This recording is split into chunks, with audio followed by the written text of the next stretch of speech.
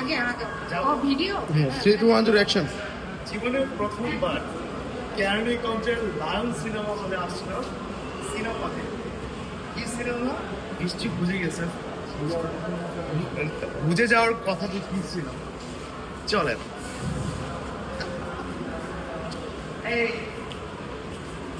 বেহুলা দরদি, সবুজ খান পরিচালিত বেহুলা দরদি, এটা দেখতে আসলাম, যেটা 31 অক্টোবর মুক্তি পেয়েছে বিভিন্ন প্রেক্ষাগৃহে। বেহুলা দরদি দেখলাম, দেখা শেষ, পুরা টিম সহ দেখলাম, ভীষণ ভালো লাগছে, ভীষণ ভালো লাগছে। কিন্তু এই হলে চলতেছে আমার আরেকটা সিনেমা, জঙ্গলি।